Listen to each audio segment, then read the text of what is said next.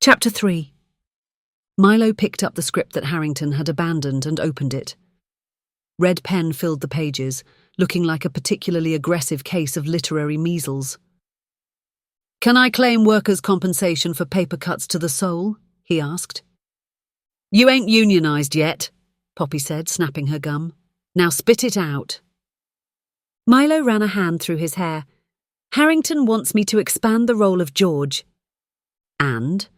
Poppy arched a perfectly plucked eyebrow. "There is no George in the script." "I guess there is now," Poppy said. Milo frowned and got to his feet. "I need coffee. Lots of coffee, possibly intravenously. You want any?" Poppy opened her mouth wide, displaying a wad of rubber on her tongue. "I got gum." It sounded like eye garger, but Milo knew what she meant. He'd translated Poppy plenty of times. Her phone rang. She grabbed it. "PP." Milo hesitated. "Can you stop calling us that?" She covered the receiver. "What?" "It's Piven Productions, not PP." She eyed him. "What's the difference?" "About 4 syllables and my dignity." Milo shook his head, really not wanting to explain, and stepped out of the office, immediately drowning in California sunshine. His Minnesota roots protested like extras revolting against an asshat director. Probably why he spent so much time in his cave-like office. He trudged toward the coffee kiosk, a silver Airstream that had seen better days, most of them in the 60s, but somehow managed to look both vintage and timeless, like a retired starlet who'd found her second act serving liquid motivation to Hollywood's dreamers. There was never any line, and it always seemed like Milo was the only customer, as if it existed solely to provide him with caffeine. "The usual, Milo?" Ava asked. Ava was a walking, talking personal rebellion against Hollywood's obsession with conventional beauty. She had short hair dyed to a shade of cerulean that could inspire jealousy in the sky, and her arms were a canvas of intricate tattoos, while a battery of piercings above her neck could trigger a metal detector 2 sound stages away. The scent of freshly ground beans and rebellion followed her movements, and she had a laugh could cut through morning fog better than any spotlight. "Yeah, thanks, Ava," Milo said, fumbling for his wallet. "Rough day?" She gave him a once-over. "You look like a fountain pen that's been used up and put away empty." "That bad?" Milo asked. "It's either that or successful writer who definitely doesn't cry in his car on lunch breaks," she smiled. "And I was trying to be kind." Milo winced. "Thanks." "Script giving you heartburn?" Ava asked, skillfully manipulating the espresso machine. "Or is that just the California sun broiling you like yesterday's leftovers?" Milo leaned against the counter, his posture a question mark. "I took my time on the Invisible Zoo. I wanted to create something meaningful, something that could kickstart my long and illustrious career in Hollywood. Because that's why I'm here, right?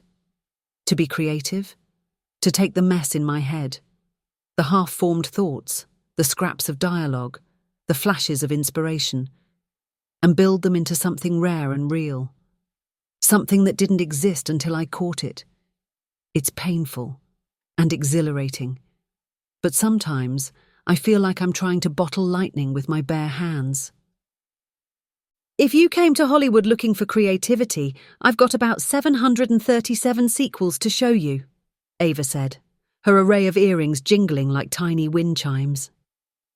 "I know," Milo sighed, warming to his topic like a comic finding his groove at the Oscars, if they ever did, because sometimes Chevy chases happened.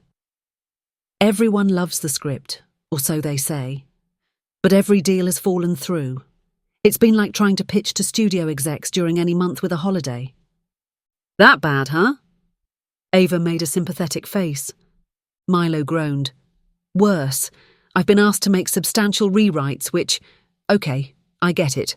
That's part of the game. But none of the suggested changes make any sense whatsoever in the context of this story. It's like Harrington is asking for jetpacks in Pride and Prejudice. I have to admit Elizabeth Bennet side-eyeing Darcy from a hoverboard wasn't on my must-watch list." "Right?" Ava slid his coffee across the counter. maybe you need to do something easier. Get your foot in the door first, then, after you've made it, you can choose whatever project you want without anyone else's approval. Milo took a sip. Caffeine hit his system like a defibrillator to the brain. Yeah, I guess so.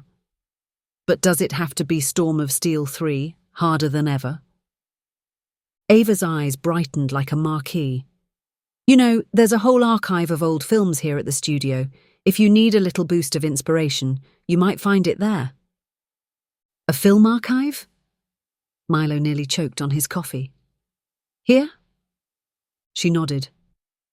All of Dynamo's films since the dawn of Hollywood, plus a whole lot more.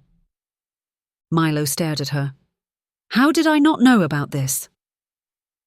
Ava paired her adorable shrug with a conspiratorial wink.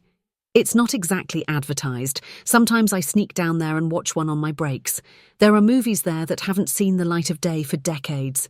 It's a cinematic Atlantis buried under this very lot. Milo eyed her. What's the catch? Do I need to track down the last working VHS player in LA? Pitch a musical version of Jaws? Ghostwrite a sequel to Casablanca? Nothing that complicated. Or career-ending. Ava reached into her pocket and produced a key. It was massive and ornate, looking like it could lower a goddamn drawbridge. You can use mine. Just make sure to give it back when you're done, and don't mention where you got it from. Milo accepted the key, half expecting it to start glowing or speaking in riddles once in his hand. Ava, you're a lifesaver, a caffeinated angel, a blue-haired beacon of hope in my darkest hour. Easy there, Shakespeare, she grinned, jotting down a map on a paper napkin. Then she handed it to him. Just remember us little people when you're accepting your Oscar. Milo left Ava with a smile, taking his coffee and returning to his office, the spring in his stride growing bouncier by the step. Maybe the answer to his problem lay in that archive. A forgotten film that would inspire him to greatness, or at least to a script that didn't require more George. Or steel. He glanced back over his shoulder, catching a flash of electric blue as Ava wiped down the counter. The hairs on the back of his neck stood at attention, his skin prickling with the unmistakable sensation of being watched. He turned, glancing around. A man in a fedora and trench coat was peering around the corner of Soundstage 3. His face was hidden in shadow so deep it absorbed light, like a black hole absorbs stars, leaving only the crisp outline of his hat and the suggestion of watchful eyes. Was he watching him, or someone else? Milo looked over his shoulder. Aside from Ava, he was the only one around. He looked back. Fedora had disappeared, leaving the faint scent of old-fashioned pomade in his wake. It lingered like a warning, or perhaps a promise, mixing with the aroma of coffee and California dreams.